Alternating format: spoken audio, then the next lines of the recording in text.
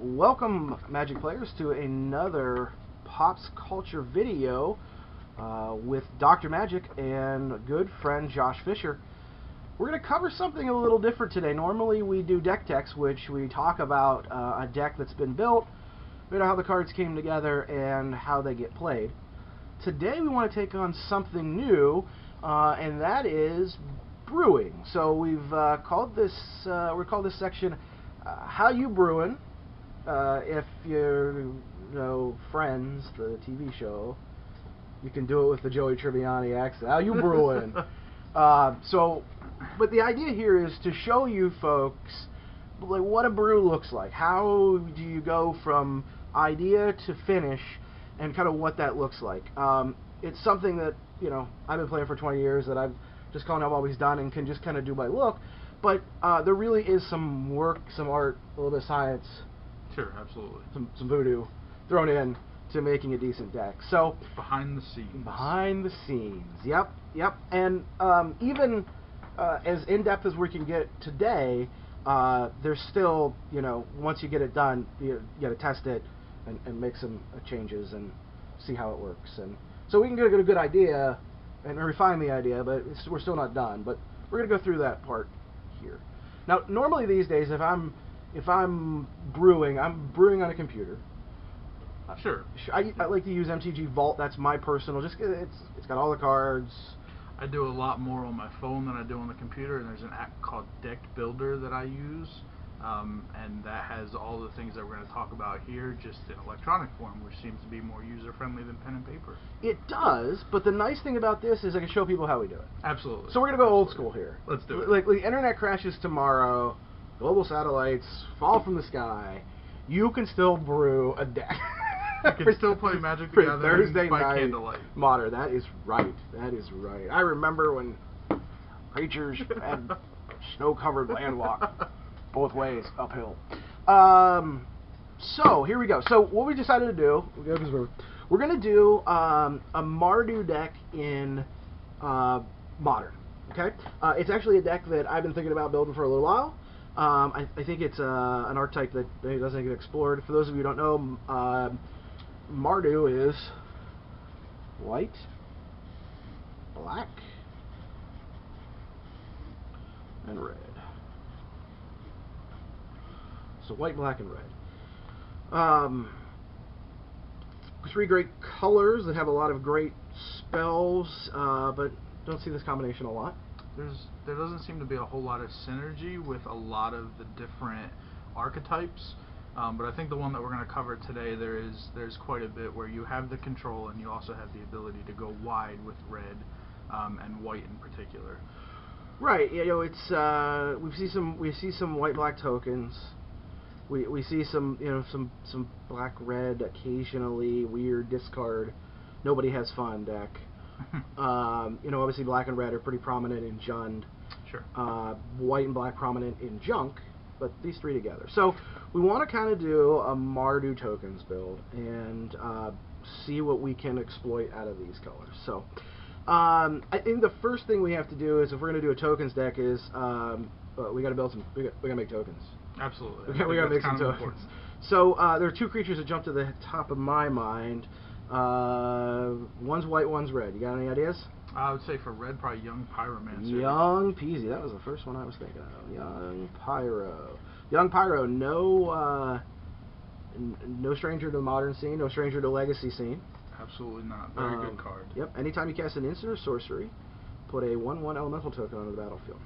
And it costs 1 and a red to bring out. So. And being in white and black, you're going to see a lot of instants and sorceries with the control aspect that's necessary to deal with the other archetypes in Modern right now. Right. And so what we're trying to do here is look at, specifically with something like that, we're going to use the control stuff to, obviously keep the game fair, keep it balanced. By having something like this, we gain incremental advantage and skew the game to our favor, which is what we want. Right. While we're dealing with their board state, we're also enhancing ours. Beautiful. Beautiful way to put it. And white, I'm thinking mentors. Absolutely. Monastery Mentor is an incredible card right now. Again, the same basic principle, you're doing other things, and continuing to enhance your own board state in the meantime. Yep. Yeah. And nice, if I have both of them out and I cast one instant or sorcery, there's you a get trigger, 3 effects off yeah, of it. trigger and the prowess, and the mentor monks do have prowess as well. So, yeah, great start there. What else makes tokens in white or red? Well, we could go the route of goblins. I've been seeing that a lot more and more. Not necessarily in modern, but standard, especially with Jeskai, is using a lot of goblins. Dragon Fodder? Dragon Fodder is one of them. And then the one that pumps out 3 of them and seems to be evading me right now. Hordling Outburst. Hordling Outburst. Okay. Just another way to go wide, and also with using those, you're going to get your Young Pyromancer trigger and your Monastery Mentor prowess and token trigger. Perfect. We get creatures, and then we get more creatures. And we get more creatures. I'm okay with that. Let's see. One of the guys just thinking things that make tokens that are pretty easy. I'm kind of thinking about black-white tokens. Bramaz. Okay, sure. I mean, right now, and just so you folks know what we're doing here, we're just kicking ideas around right now. We're just we found an archetype. We have a direction we kind of want to go. So we're just throwing cards that we can think of that fit that, onto this list. And the next step you'll see, folks, is that we're going to talk about, do these synergize with what we're trying to do, and how does that work? And crossing some things off, adding some things possibly.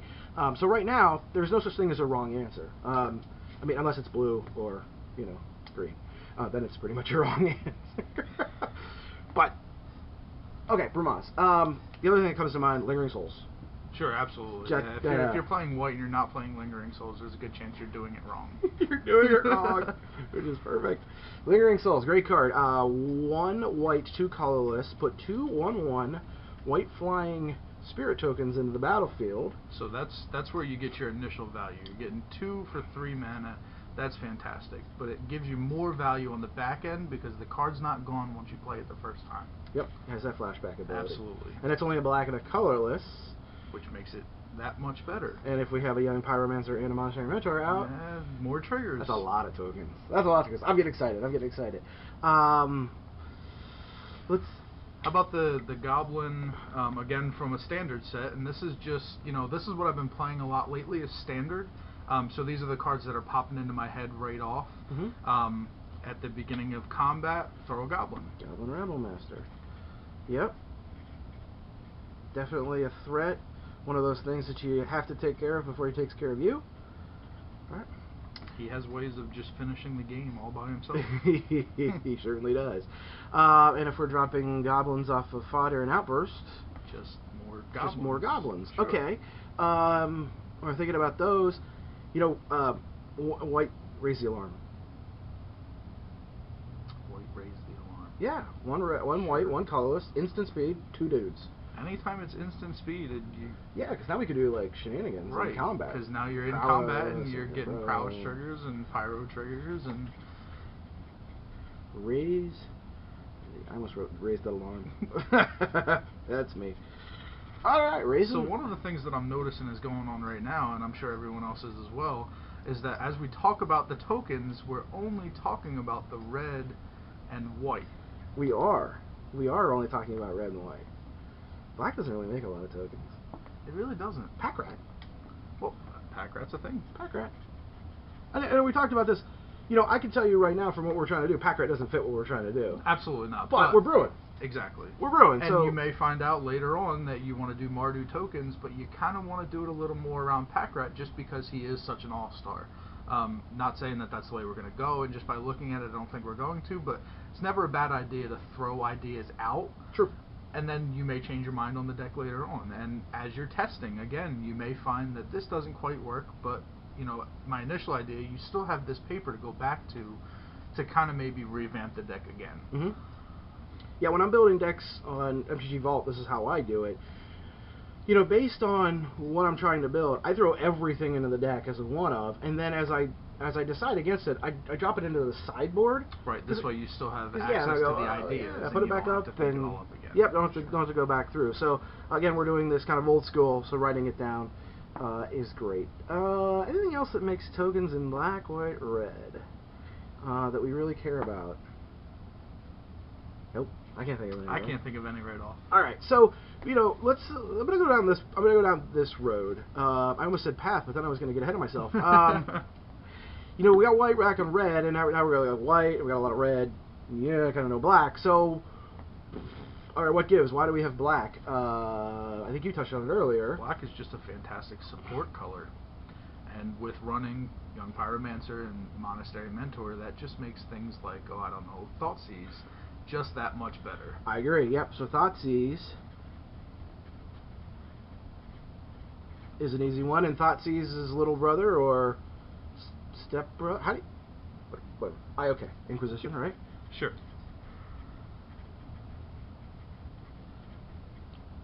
I don't know that it's correct to call it little brother with the name Kozilek in the title. Estranged brother, maybe. I mean, he's asking me questions. This guy's ripping them out of my skull. So. Okay. All right. Fair enough. All right. And while we're on black and we're talking about discard, I think we would be remiss to miss maybe the best black, one of the best black cards in all formats. Liliana? Yeah, Lily, yeah.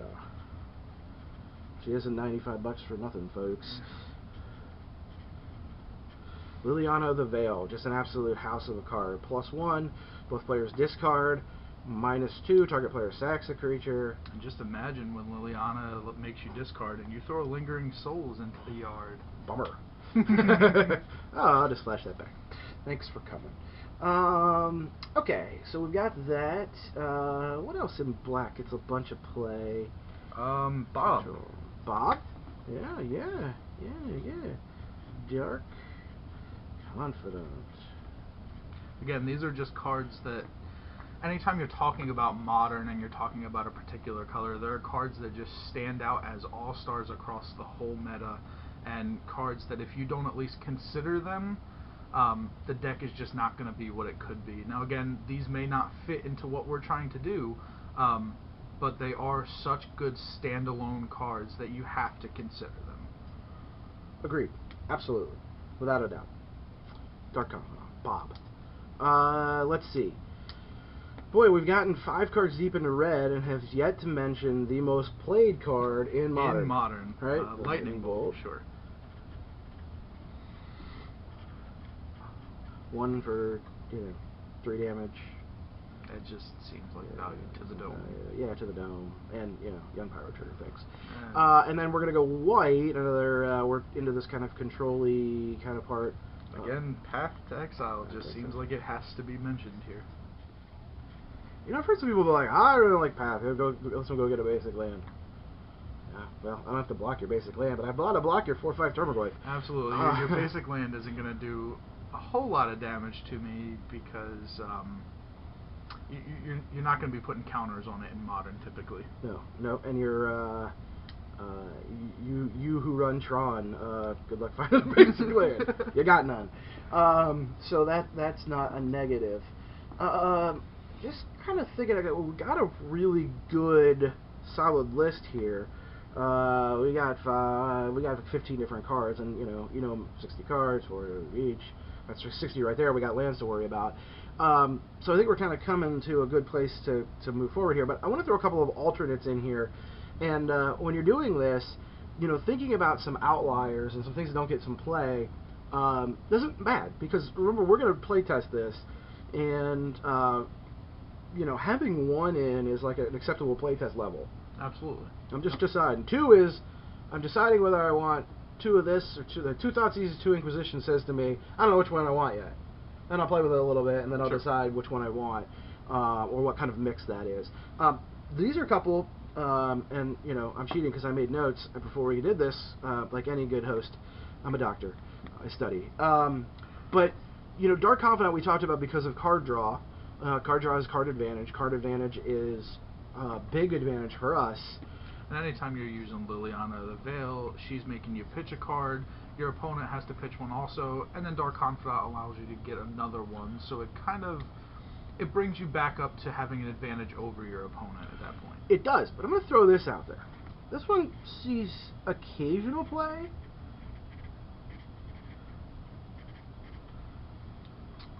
But Phyrexian Arena.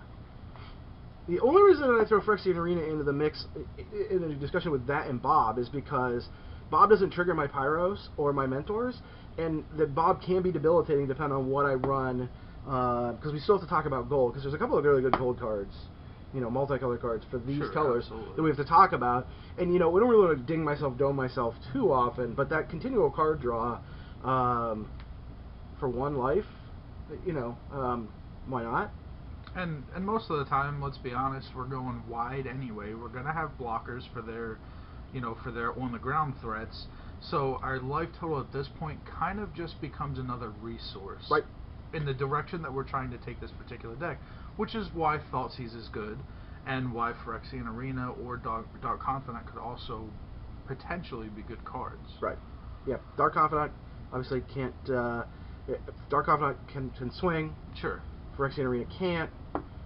The other part of that is Arena is much harder to take care of, I think, in the format than Dark Confidant is.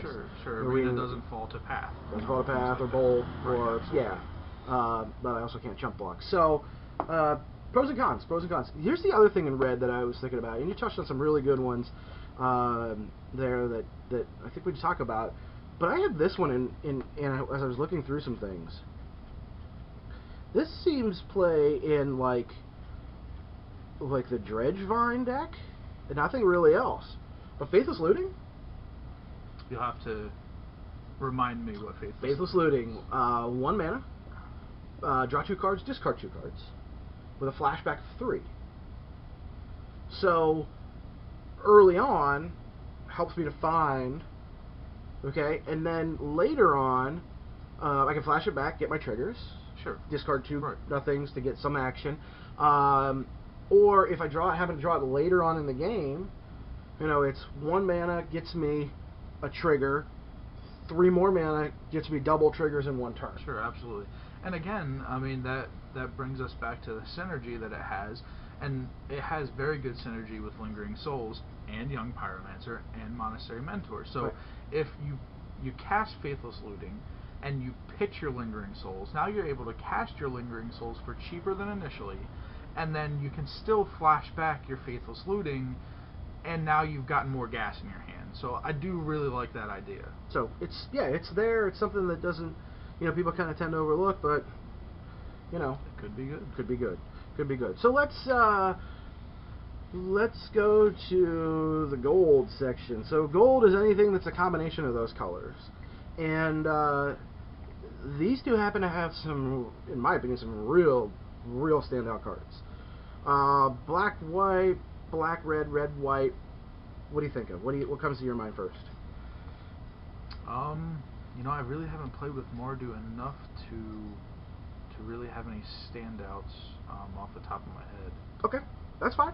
And that's why we put our heads together, and it's always good to brew with somebody. Absolutely. A couple of great ones. So first, starting from black, red in the aspect of Jund.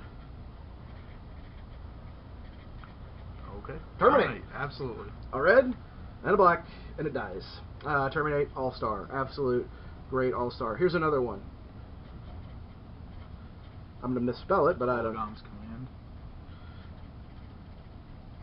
Kolighan's Command is dumb in this deck. Because if you think about it from this aspect, you know, Kolighan's Command, if you don't know what it does, a red, a black, a colorless, and you let you choose 2 of 4 modes. Deal 2 damage, destroy target artifact, return... Affinity is a thing. Yeah, Affinity is a thing. Drawn's a thing. Return target creature card from your graveyard to your hand. Make your opponent discard a card. Oh, by the way, it's instant speed and triggers both the Mentor and the Pyromancer. So I like it a lot. I like the versatility of the card. That's incredibly important in Modern, is to be able to have one card that can do multiple things. Yep. Anytime you have that ability, it's just value in your hand every time. Yep. There are some modes of it that I dislike more than others. For instance, getting a creature back. It looks, just by looking at this, that we're going to be relying more on the creation of tokens than we are creatures that can even hit the graveyard. So we basically now, just in the brewing process, only have Young Pyromancer, Monastery Mentor that we're really big on. Obviously, Bramaz is, you know, he's in the mix, and again, Goblin Rabblemaster, but it just doesn't leave very many targets for it, especially with Path to Exile being as prominent in this format as it is. Chances are, if you drop a Goblin Rabblemaster, they're not going to kill it, they're going to exile it. They want to get rid of it for good. But, again, it's worth mentioning because there are other things that you can do with it, and if it happens that someone's dumb enough to let Goblin Rabblemaster hit the graveyard, just get it back. Right. Well, you know, the one thing that I do, you're right, we do have a lot of exile. Pyro Mentor, though, you know, we do have some other buildings, and it depends on how we end up with our mix. Those guys are gas on the fire, and if I can get them back, sure. You know, I might want to do it, especially if, like, if I have a Mentor in opening hand and a Faithless Looting, let's just, you know, and it behoves me early to throw the. It just Kolighan's command has us, and yeah, like you said. Oh, by the way, Affinity is a thing. You know, absolutely. Oh, by the way, making them discard is a thing at instant speed in response to your draw. Instant speed anytime, you know, they're using their life total as a resource just like you are, so sometimes they could make the decision to just go down to 2, and that finishes the game for you. It's a little more direct damage. Kolighan's command, like that it's got some versatility, which again is what really matters. The other one in here, and this one is, you know, just stealing this one straight from Black-White Tokens, you know, is Sorrin. The Solemn Visitor. Sorrin, -2 makes a 2/2 flying vampire, so he makes a token, so he counts. But his +1, his +1 is where he's an all-star, I think, in this deck, because you're giving everyone +1/+1, +1 and +0. I'm sorry. Lifelink, which is relevant because, again, we're talking about the fact that our life total is going to be a resource.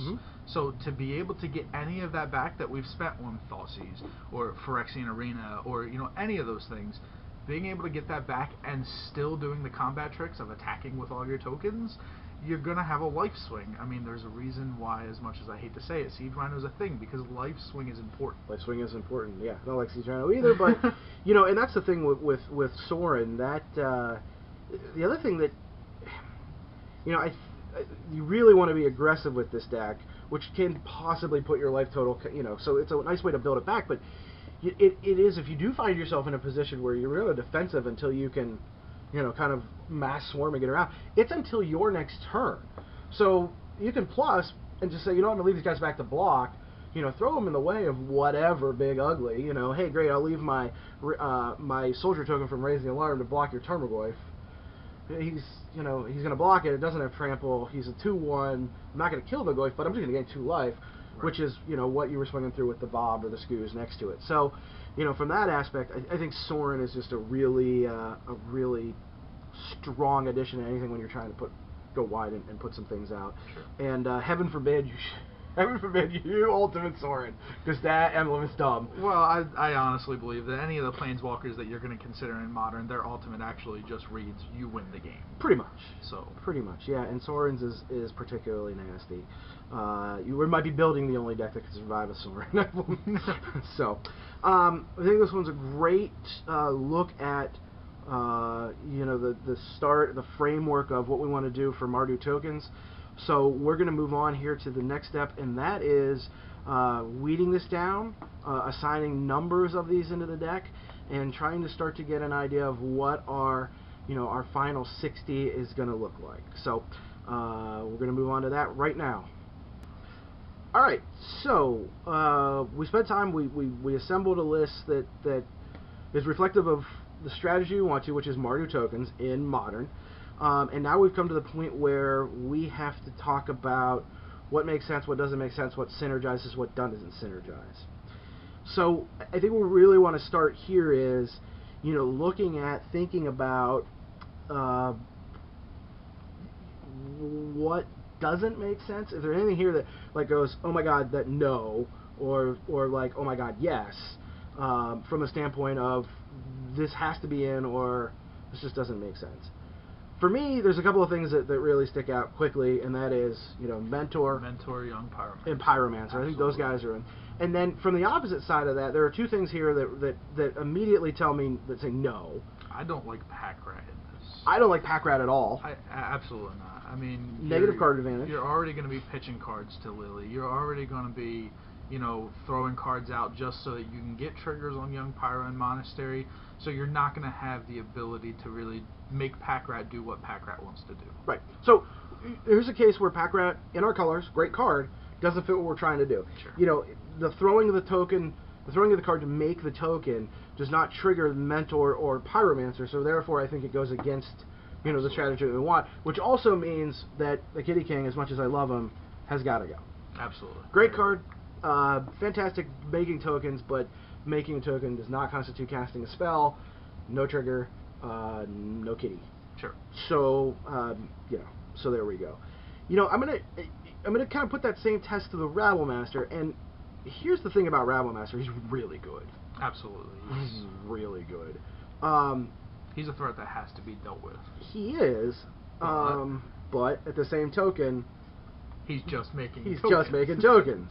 And I think he does get bigger, he does get stronger, but the problem is Young Pyromancer is making elementals, Monastery Mentor is making monks. They're not pitching out goblins. If everything was making goblins, absolutely, I think he would be incredible. But the other problem too with him is that he forces all your goblins to attack every turn. Right. So you're not going to be able to do what we talked about before with Sorrin plus him, make them bigger, give them lifelink, sit back for blockers, because all of your goblins will be sideways into their Tarmogoyf every turn. Great. What's the flavor text on Tarmogoyf? What doesn't grow dies, what dies feeds the Tarmogoyf. Yeah, that sounds good. So I think you're right there. Rabblemaster, again, another fantastic card. I just don't think it does what we want it to do here. So I mean, those are relatively easy decisions looking at this, and then I think we get into some more, you know, kind of thought-provoking discussions here. This is where the two of us will disagree on a lot of things. I'm sure. I see Dragon Fodder, and I think it absolutely needs to be in here, just because it's a 2-drop. 2-drops are relevant in Modern. You want to make sure that you have a solid 2-drop every time. And you're pitching out 2 guys, and you're getting triggers on your Pyro and your Mentor. You can play it turn 3 and still be able to Thoughtsieze. I really like Dragon Fodder in this deck. Okay, here's what.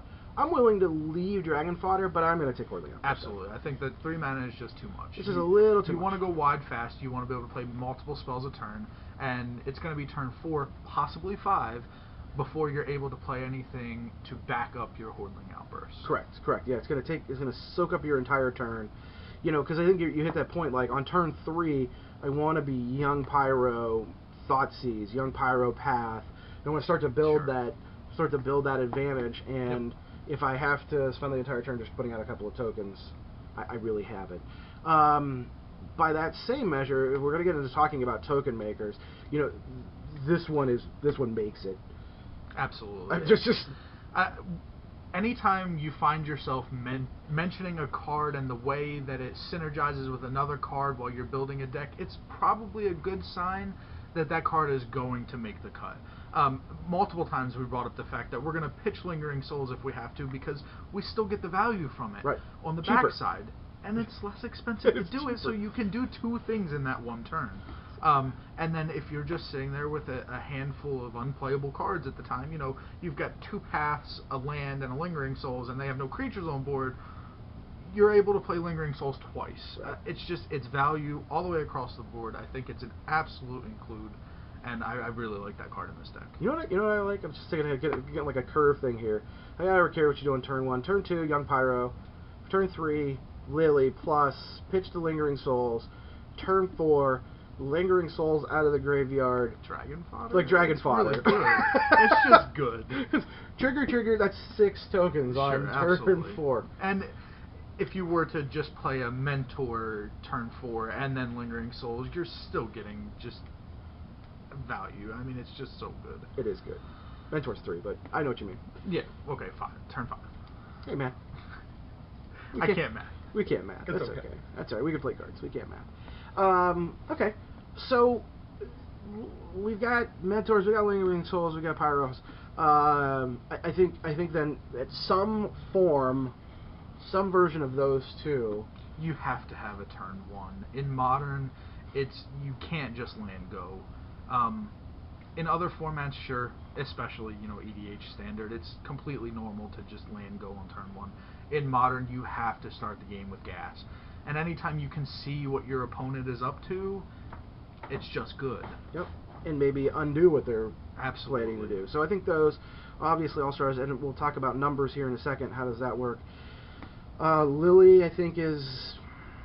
We've just referred to her too many times to good. not include her. Yep, too good, too synergistic with what we're trying to do. We're going to go to Bob. I'm a no on Bob. I don't really think he fits. I don't think he fits. He doesn't have the recursion in this deck that he does in other decks that make him as good as he is. Love you, Bob. You gotta go. Bob's out. Bob is out. So let's look at the rest of what we have. So at this point in time, I might, like, we've got some things that are really good to think about adding, but I think we've really kind of like, this is the core of what we're trying to do. So I think at this point in time, I mean, it's time to start throwing some numbers on this and kind of seeing how many we have left. So right, in Modern, we're going to be 22 to 23 lands, right? Kind of a mid-range deck. Most of this, if you guys haven't caught on yet, we're going to curve out probably at Lily and Mentor, which is 3. But again, like we've referred to before, we want to be able to do multiple things. We want to be able to drop 2 instants in a turn, so that we get triggers off of Young Pyro and Monastery Mentor, especially in combat, just to throw out more tricks. So we want to be ultimately on board somewhere between 4 and 5 lands, and 22 to 23 gives us that ability. Correct. And so that's going to leave us, what, 38 to 37 cards? Sure. 38 to 37 cards. Okay. So 38 to 37 cards. So let's start looking at this. PZ and Mentor, we said, yep, right off the bat, yes. I think they're absolute 4-ofs. Their playset includes. They're both playset includes 4 mentors. Okay. Sure. I might try to cut a mentor to put something else in. Go to 3. But I'm really comfortable starting at 4. Absolutely. I'm absolutely pumped. And this is where the playtest gets into it. These are your all-star cards. Your all-star cards, typically you're going to want to see every game.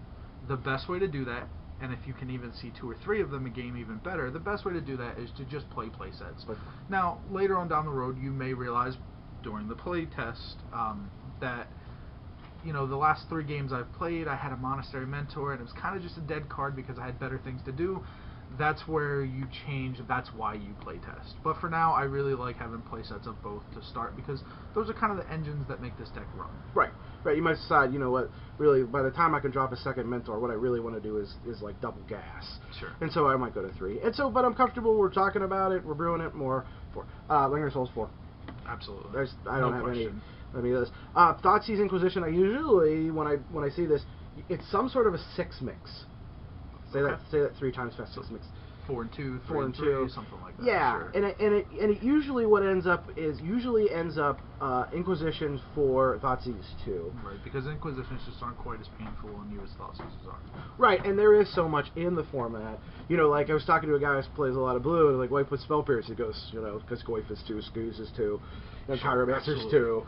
You know, anytime you have a card that hits most of the things in a format that you need to worry about, and Inquisition does that. It hits all of the things that are going to turn off combos. It hits the things that you need it to hit. Thoughtsieze is a little wider. It's got a little more versatility, but the big threats that you're going after, Inquisition does just fine with them. Sure. And I mean, there's nothing more satisfying than turn 1 Inquisition against Zoo and ripping their Artargus command. That's fun. That makes them. By the way, Thoughtsieze is good for that too. So now, okay, so we're at 10. We're at 18. Lily is usually, you know, like a 2 of. Okay? Because you want her. There's definitely things we can do with her. You know. Typically, you're going to want to plus Lily, so going higher than 2 really just doesn't make sense, because if you drop a Lily, they're going to try to deal with the first one. Having a backup is nice, but at the same time, just them dealing with it takes the focus off of one of your other threats. So I think a 2 of is good. I wouldn't go any higher than that, because now you're starting to get into the Legends rule. You know, you never want to have 2 Lilies in hand. Right. And going higher than that gives you way too good of a chance of that happening. Right, you certainly don't want to like plus Lily, then play another Lily, and play. It's just kind of like Right, because now you're pitching 3 cards essentially because you're getting rid of a card that still had value on board. So I don't like more than 2 of Lily in just about any deck. Right, I like 2 of Lily. So we're at 8. We're at another 8, right 16. now, so. We're at 20. So we've got 20 real initial, which still leaves us 18 spots. So we still got a lot of space to go here. In what we do. I'm going to get down into the gold stuff here. I want to kind of make some room for this kind of stuff, but I want to do it in a comparison to like what we've got here. So we still have another level, I think, of token creators that we want to talk about. Sure. But we want to talk about some removal, and I think that conversation is Path, Terminate, and Bolt. Pros and cons to all of them. Pros and cons to all of them. Path being, I guess the only con would be that they get a land, but that's not terribly relevant most of the time because you're dealing with something more threatening than a land. Cons to Bolt would be it doesn't kill everything. Pros to Path, it exiles it, they can't get it back. Pros to Bolt, you can do it to the dome. I mean, that's always going to be a pro when you have the option to finish with a card that typically you're going to want to use as removal. Yeah, and so it's got a couple of... the other thing, too, and it happens, I think it's just part of being a good player and understanding all the permutations that come with different cards. Look, I'm putting out a bunch of tokens, and I get caught on, like, a red mana, or I need another black just to hit that Liliana, man. I'm going to swing with this token. After combat, I'm going to path my token. Yeah, absolutely. Yep. It's going to bring the land in untapped. I don't care. Versatility of Path is just, again, we keep talking about, but versatility is really everything, especially in a 3-color deck. You want to be able to do multiple different things at multiple times with the same set of cards. Yep. Strangest mana fix you'll ever run. Absolutely. I like Path. I'm gonna pencil that as a 3 to 4. I'm gonna pencil that as a 3 to 4. Like Terminate, instant speed. I like Terminate. I don't like the restriction on mana that it has. The black and red. The black-red, because right now everything that we've got. I mean, we've got 4 mentors. We've got 4 lingering souls. That's black and white. We've got 4 pyromancers. That's the only red that we're really set on at this point. So to fix ourselves into a heavier red with Terminate, it's kind of a toss-up at this point. So Terminate's... the other nice thing, too, is we have access to these out of sideboard, too. So that Dreadbore out of sideboard. Sure, absolutely. I like Bolt. And I'm not sure that... I think they might take my Magic license away. My license to practice Magic. You can't actually say you don't want to put Bolt in it. It's got red, it has to run Bolt, It has to run Bolt.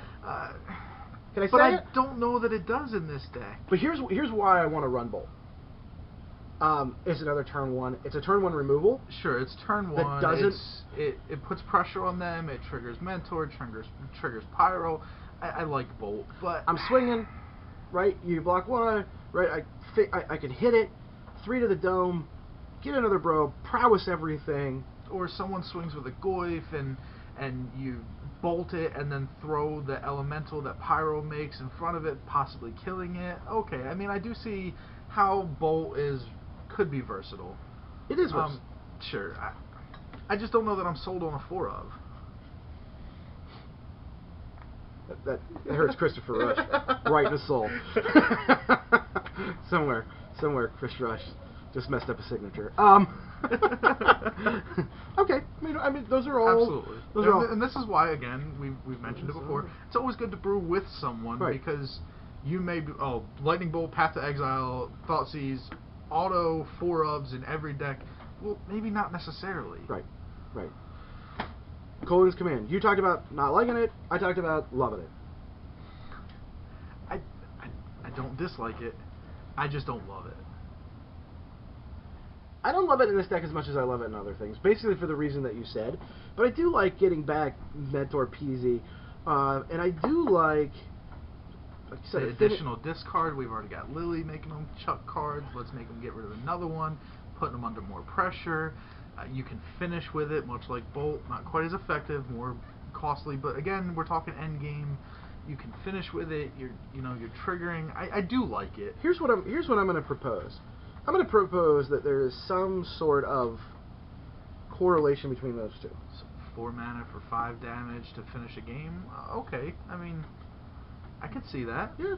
So maybe a 3-2 or 4-1. Let's see how the rest of it plays out.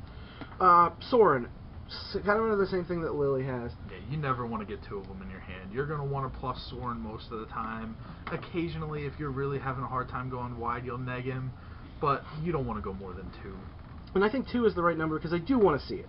Sure, absolutely. I mean, anytime you see it, it's going to be value in your hand, and you're going to want to get it in play, but again, you just don't want to run more than 2. So let's take a quick look here. So if we say 4, 9, 11-ish, 11s that we're kind of questionable on, it puts us at 31. We still have more room to play. We still have some more room to play. I like it. I do really like the way the direction that this deck is heading. Me too. I like to build this. Sure. So do we want to maybe consider, because again we were talking before about, okay, now for the next couple of cards we're going to want to do something to deal with their board state. We've already kind of found out what we're going to do to advance ours, so we've spent the last 11 cards figuring out ways to deal with theirs. I think at this point we just get back to advancing our own. Yeah. Maybe start looking at our secondary ways of dumping tokens in Raise the Alarm and Dragon Fodder.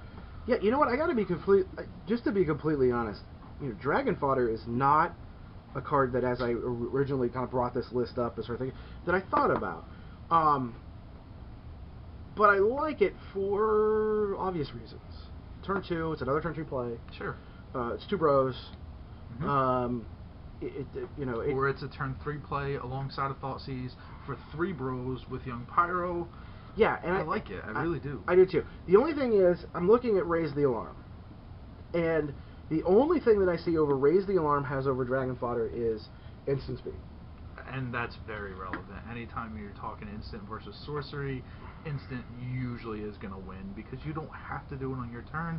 You can do it as a combat trick. There's so many benefits of instant over sorcery. So the question is, how many of those do we want total? I think we're looking at a Thoughtsieze Inquisition kind of thing, where we say those 2. Do we want 6 of them? I think 5 or 6 is probably about the right number. So maybe 3, 2? 3 and 2. I kind of like those numbers. I really do. I do too. So that's another 5. So that puts it at 36. Now, when you get to 36, you're kind of like, hey man, this looks good. Now we got we can play. Sure, and at the same time, we also have 3 or 4 of a couple of cards. You know, we're kind of in the air about the 2-3 split of Raise the Alarm. So here's where you decide, do I want to start by trying a 4 of, or do I want to maybe start by a 1 or 2 of something like Faithless Looting or Phyrexian Arena? And it just so happens we have 2 spots. I kind of like the idea at this point of putting 1 of each and seeing what happens when you draw it. You know what? I love it. I love it. So we're going to do 1 Arena. We're going to do 1 Looting. We decided that we're going to stick to 3 paths. Yep. We're going to go 3 Rays. We're going to go 2 Dragon Fodders for sure. 3 bolts and 2 commands, or do you want to go 4-1? I kind of like 3-2. Again, we're going to test it. Sure, absolutely. And we decided not to terminate, which I'm okay with. I think we have enough.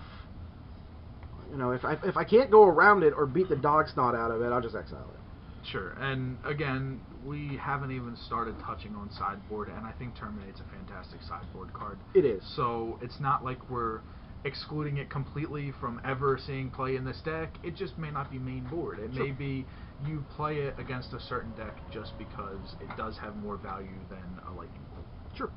And I love the fact that one of the cards I think that really gets overlooked in black-red is Dreadbore. Out of the side. Oh, Dreadbore is just fantastic. Especially with like Karn running around. Yep. Yeah, thanks. Yeah, I don't like you. Go away. Dreadbore's just really good. So we have our what was it, 38 here? It looks like 38. So we have 38 spells. So we're gonna go into the 22 kind of lands. So this is our initial brood list. We took our initial list, which was just to start and to populate those fields. Then we've really whittled it down by talking about synergies and strategies, which is always the important thing. We cross off some really good cards, but we cross them off for some very, very valid reasons. Pack Rat and Rabble Master and Dark Confidant, nobody's going to dispute that those are really good cards. That's what we're trying to do. There's a lot of ways to win in Magic. Sure. You got to pick one, right? Like, I'm going to bail you out. I'm going to go wide. Am I going to get one big creature and try to, do it that way? Am I going to infect you out? Am I going to... Sure. Whatever. And so this is the way we've chosen to build this deck, and so I think that these cards really support it. So once we have this part of the deck done, what we really need to look at is how do we make it run, and that comes to the mana. So we're going to move on here real quick. I'm going to swap pieces of paper here, and we're going to try to brew up a mana base. All right, folks, we are looking now at a... This is we took all our chicken scratch and made more chicken scratch. This is the revised list, including casting costs of everything we want to include in the deck. Again, we're getting started. Some of these numbers may change with testing, but we're here. We counted these up, and we ended up with 37 spells. For those of you who don't know, if it's not a land, it's a spell. I've given that advice to people before and be like, it is a dozen spells, and they're like, I don't have a dozen spells. I'm like, well, everything's a spell. Even a summon spell is a spell. So 37 spells, so we're looking at 23 lands. Okay. And I like this just because we did end up with 2 4-drops. We did. So 23 kind of makes sense at this point. It does. It does. And, again, if we end up with lands in our hand, we can always pitch them if we don't need them. Always pitch them. Yep, Lil's a thing, and cut one and add somewhere else. Sure. So, okay, so this is the way that I do this, and again, I know you had said this is the part you don't like, working on a mana base. Yeah, I'm terrible at it. I've tried multiple different ways, and the one that I've kind of settled on is count the colors and do a ratio, and it just doesn't always work for me. So maybe someone has better ideas. We'll see what you have to say about it. I count the lands, or the colors, and do the ratios. Oh, okay. So, no, I think that's kind of universal. So, in this case, so what he's talking about here is we're looking at how many white, red, and black mana symbols do we have in this list of cards. And so, at this, okay, so we have 4 mentors, that's 4 white, right? So that's 4 plus... We go to Lingering Souls, that's another 4. We go to Raise the Alarm, that's another 3. We go to Path, that's 3. We go to Sorrin, that's 2. 8, 11, 14, that's 16. Yep. Now, for this, you do have flashback costs too. So do you count the flashback costs in your initial count of colors? No. Okay. No, unless the only thing I'm doing with the flashback is saying, like, I'm going to splash blue because this one flashes back for blue and I don't run blue anywhere else. Okay. I mean, and I don't think it's kind of a crappy way to use blue, but, or any, just like a splash 4th color, but, well, I mean, if you have to. So we're on to black here. We've got 2 plus 4 plus another 2 plus 8. Plus 4. Why did you say 8, Josh? Plus 4. Well, that's 2. Plus 2. So 6, 7, 8, 12. Your Sorrin's only 2 black. And you got him down as 4. So. Right, see, that's why you do it with somebody else, so you both can math. 6, 7, 8, 10, 11, 12, 13, 14, 15, 16. That's looking kind of even here. Oh, spooky! I love its own music. Alright, red, we got 4 plus fodder. Right now, 2 looting, 1. Raise, no path, no power. 8 bolt. 8 command. Nothing. So this one's going to be light. 6, 7, 10, 11, 12. And this is the other reason I think we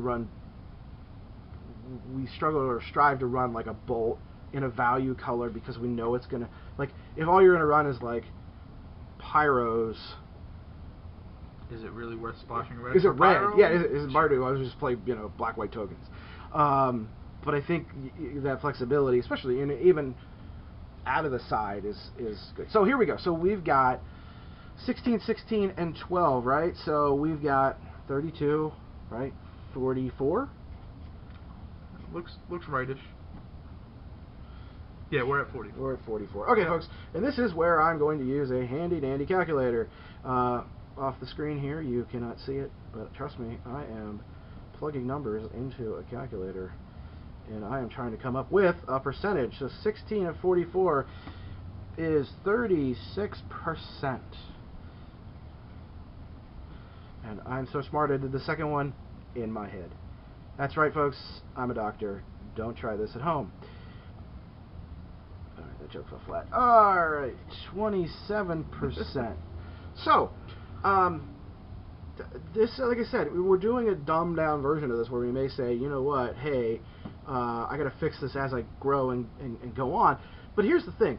We've got 44 mana symbols. They're divided up into these kind of divisions. So if we have 23 lands, this is just kind of, like I said, how I've done it is 23 lands. So I have 23 times 0.36. So I have 8.25 white sources, 8.25 black, and then I'm going to have 0.27 times 23. I'm going to have about 6.25 in red. That doesn't add up. I think it does, but eventually.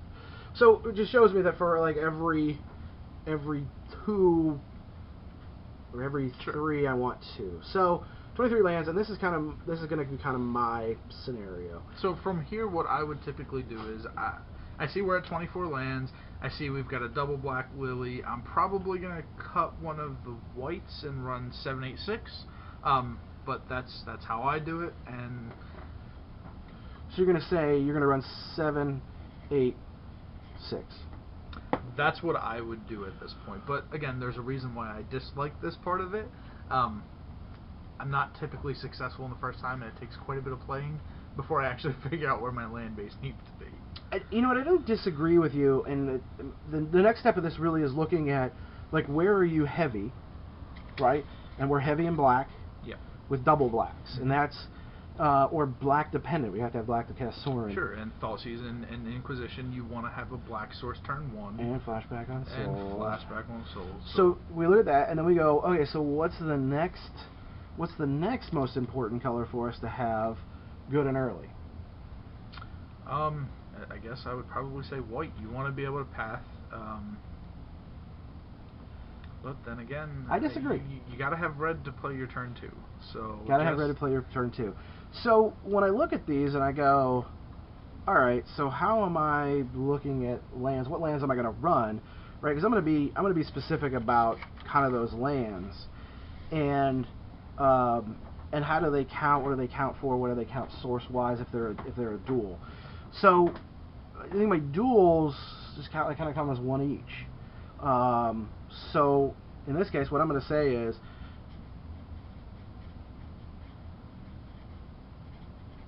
I think this card is an automatic 4/0 for us. Blackcleave Cliffs. The red-black speed land comes in untapped as long as we don't control 3 or more lands. Allows me to Inquisition, Thoughtsieze turn 1, Bolt turn 1 if I feel like I'm on the draw and need to kill that bird. Blackcleave Cliffs is that, and which means that now I've taken 6 and 4. And again, folks, Josh has said, this is the frustrating part, and it really is. But we have to come up with this. We have to start somewhere. So we have that. So now, are there any other speed lands? There's a black and white speed land. No. Sure. No, there's not. And there's not a red and white speed. Red and white. So. There's red and white speed land. So I think the next thing you look at is your shock lands, I would say. Well, see, at this point, do you look at your shocks, or do you look at your fetches? I look at my fetches. Okay. Because you do want to thin your deck. I mean, you got 60 cards you got to get through. You want to be drawing that gas. The only way to guarantee you're going to draw that gas is to make your deck thinner. So I think fetch lands are really important in this format. And I want 4 Bloodstained Mires. Sure, and the Bloodstained Mires should essentially, once you start talking about your shocks, be able to fetch any color that you need at that time. Mm-hmm. It's going to cost you 3 life to do it, but again, that's something you're going to want to get into later. And we're running Sorrin to kind of counterbalance that a little bit. We're going to counterbalance it. So I don't really counter that as like a land spot, other than to say, you know, like I got to get 19 regular lands. Sure, right. So if I'm looking at this, I got to go. All right. So if I want to fetch in a Bloodstained Mire, like what am I going to go and get? Like we had talked about, like what do I absolutely have to have, like turn 2, and that's either a red or a white, right? Sure, and I think Sacred Foundry would be a good target for Bloodstained Mire. I'm gonna do two sacreds. I'm like I said, I'm kicking it off here. You know, I'm thinking about it. 6, and now I've kind of got 3 white sources. I'm done. Yep. 2 Sacred Foundries. I also, if I have the white source in my opening hand, and I have a Mire, I want to be able to get a Blood Crypt. Sure. Yeah. Absolutely. 2, 3. See, this is where it kind of gets. It does. I think from this point, what I would do, and again, everyone does it a little differently, but since we do know that we already have a large majority of our red, I think I might actually go into black-white at this point in Godless Shrines and talk about how many of those I think I need. Because, again, Bloodstained Mire goes and gets Godless Shrines. Mm-hmm. Yep. So that's relevant to mention, too, that your Bloodstained Mires will get anything you need, short of, obviously, the Blackcleave Cliffs. Uh-huh. They're going to go get all the duels. So I'm thinking 3 shrines? Yeah, I mean, it gives you, just in your shocklands alone, that gives you 5 of every color. Yep. So it's pretty even across the board. Right, and so now we're at 8, 10, 13, 16 lands out of 23. So we've got 7 spots to fill, and you know, at this point, again, we've talked about both the fact that our life source is just a resource to us, and that we want to thin our deck. So should we maybe start looking into more fetch lands in something like a Marsh Flats, or even an Arid Mesa? Because again, they're going to go get everything you need, no matter whether it's Marsh Flats or Bloodstained Mire or Arid Mesa. They all go get all the fetch lands. The only place I think it would be relevant is when you need a basic. And in this deck, I don't think we're ever going to need a basic, short of when we get Path, which you have to account for.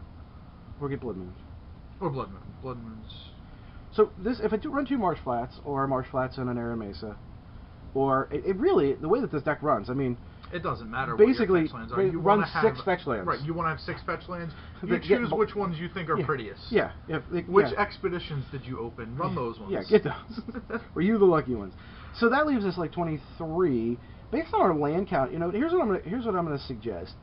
And there's a couple of other cards in here that we may or may not be missing out on. I'm going to hold off on those for a second. So we're at 23. So we know that our white and our blacks are our importance, right? So what about like 2 plains, and again, 2 swamps, 1 mountain? I sometimes hesitate to even put a mountain in, because my biggest concern is like getting Blood Mooned, and then everything's a mountain, so what do I care? Yeah, that's kind of my thought too. I think maybe you leave that 1 mountain spot open for maybe a utility land. Okay, so how about this for a utility land?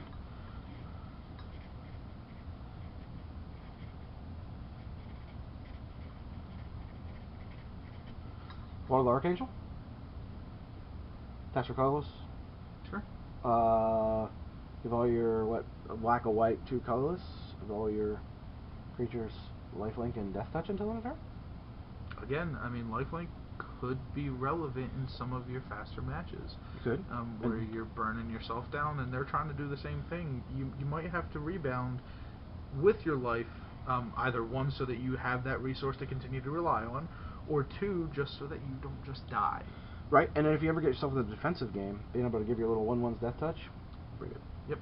Pretty good. Like the other thing, the other one that I might consider in here, and I don't think it's as important in this kind of a deck, you know, from the news and the Karsh Chamber events. Manlands, lifelink is a thing. Again, I mean, being able to turn him into a dude could be relevant. I kind of, again, like you said, I don't know that I really like him in this deck. I don't think that he fits. He's good. I just don't think that he fits as a utility land in this deck. I don't either. Vault is kind of like a third Sorrin. Sure. So, you know, Vents is like if I don't have any other way. It's slow. It comes in tapped. I don't even have... Because really, I mean, at some point in time, like, too much mana is... Like, enough mana is enough. And we have the option to pitch it or bring it in tapped and either utilize it later. Sure. Where what this does is it gives us the ability to just rabbit run from the get-go. Yep.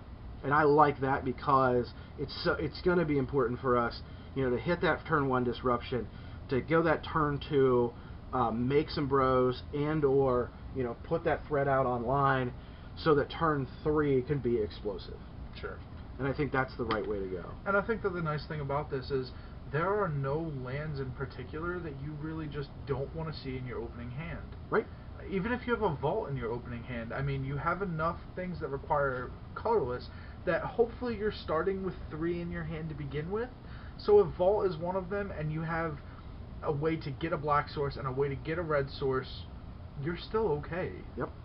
You know, the other thing, too, is by running that kind of that low curve and having everything that we need, you know, if we do run into the case where we have Faithless Looting like late in the game, where you're pitching lands sure. to get gas, and they're doing it, you know what I mean? It's just like, yeah, I just don't care. I have Lily online out, and you throw value cards, I'll throw lands. I'm good.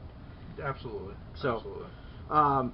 So that's what I'm going to start with. And again, I think we touched on it, we talked about it the whole way, you know, kind of coming up with an idea, kind of crystallizing that idea, focusing in on what it is that we want the deck to do, what that deck looks like, and then finding cards that kind of support that, you know, that vision, that this is what we want this to do. You know, it takes a little bit of give and take. It takes a little bit of back and forth. It takes kicking the ideas around. I really like this. I like it a lot. And again, there's only one step left at this point. You've figured out your numbers for everything. This is how many of everything I want. This is the idea I'm going for. You know, like you said, there's so many ways to win in Magic. This is the one that we've chosen. Yep. Go wide and just overwhelm your opponent and control their board state while advancing your own. I like it a lot, and at this point, it's just go wide, young man. Put it together and test it. That's right. And that's where just spending time piloting your deck is crucial at this point, because you have to figure out where things are good. You have to design your sideboard based on the meta that you play in. Right. You know, even if you're building a modern deck to sit around the kitchen table and play with friends, you still have to know, you know, what decks are you going to be playing against. That kitchen table is your meta. I wrote an article about exactly. it. Like that's your meta. Exactly. And people, we talk about meta, we kick it around. You and I have been playing for a long time. What's the meta? The meta changed. That deck's bad in the meta. Yeah, well, if I'm brand new, what the heck is the meta? Exactly. Do I have to invest in those too? You know, like after I buy my cards and my sleeves and my now box, I'm going to buy a meta. No. It's what you're playing against, right? Sure. And that's why we don't really try to tackle sideboards a lot, even when we do deck techs, because it is meta dependent. Absolutely. It is, and some of it's playstyle dependent. Sure, and you go to an F&M and you're playing against all homebrews, your sideboard is going to be completely different than when you go play an IQ. Yep. When you go play an IQ, you have to have tier 1 sideboard answers. It's just that simple. And for this deck, there are those, but again, it's not worth really getting into because it's going to depend on where you're playing. I like the main board that we have right now, and the engine that we have is solid. Yep. And it gives us those colors give us great sideboard options. You know, if you're talking about sideboard, we talked about Terminate, we talked about Dreadbore. You know, Slaughter Games is nothing to sleep on in a world where Scapeshift exists. You know, white things like, you know, not raise the alarm, but time the reinforcements. You could even grab more. There's even you things could like throw another Ancient Grudge. I mean, Ancient Grudge. You're trying to go against Affinity. You know, there's just Shatterstorm. Sure, there's so many things to talk about at this point, but ley lines. Yeah, so you have access to some really good colors. Sure, Stony absolutely. Silence. I mean, so it, like you said, it depends. What are you expecting to see in your local meta? What are you expecting to see on a wider meta? And what does that mean for you? You know, we're talking about some personalized sideboard choices. Played in a Legacy tournament yesterday. Brett King, another player from here, and I were on the same deck. We both played Death and Taxes. our main list is pretty similar. I remember one or two differences. Our sideboard couldn't have been more different. Outside of like some Enlightened Tutors that like basically just it was like, are we playing the same deck from looking at the sideboard? But he had things that he felt more comfortable and confident in using in certain matchups than I did. But I wanted to hedge against a different matchup, and that just comes down to like testing. Like I've played or tested against this deck, and I'm weak here or strong here, and maybe he's played against a different deck and he's weak or strong. So who's right? I don't know. At the end of the day, you know, whichever one of you wins more, uses the sideboard more. But you know, the fact of the matter is, if you make a solid deck, which comes from brewing and testing, the deck's going to be solid, and all you're really doing is adding some spice, you know, shoring up some of the corners. And Modern's a really diverse place, and you know, we have a lot of cards in here that don't discriminate, right? Like, well, Thoughtsieze is good against this deck. No, Thoughtsieze is just good. Sure, absolutely. You know, Bolt's just good. You know, and pick a win con and go with it. Lily, I mean, Lily is just good. Just good. You know, and I think that's one of the really nice things about being in Black, White, Red is that Black, White, Red just has good cards. It's good standalone cards. And when you can find things, a lot like what we did here, that just make that card better. I mean, in essence, we decided to make a Mardu tokens deck, and I think that we did a really good job. I think we succeeded in our goal. Yep. But we also found ways that, you know, Thoughtsieze is really good. IOK is really good. But now they're even better, because now we're getting a Pyro trigger, and now we're getting a Monastery Mentor's trigger, and a Prowess trigger, and, you know, obviously, I mean, Bolt is the most played card in the format. It's good, right? Yeah, well, it's good. Well, now we've got ways that we get more value out of it, right? I just made Bolt better. You know, I really like the diversity of Mardu in this deck. I do too. This has been a lot of fun, folks. We went long. I don't know how much of this Nate is going to keep and cut. I'm going to talk to him, and hopefully he'll put up the full extended version. If you want to listen to us rattle on for about an hour, you might find it useful. The fact of the matter is, Josh and I are both experienced players. We're comfortable in how the cards play, and both brought some of our ideas into this, and I felt like it was a really good synergy. Josh, really appreciate your time sitting down, helping me with this, getting a look at this, and having some input, and maybe one or two of us will build this and see how it goes. Sounds good. Well, I appreciate you having me. All right, folks, this has been Dr. Magic with the first ever How You Brewin' here. Once again, thanks to Josh Fisher for joining us. You please follow Pops on our Facebook page, our Twitter, our website. Sign up for the email. We're always posting deck techs and blog posts. Also, go to Patreon and support what we do there, and we'll keep these videos coming for you. Everybody have a great day.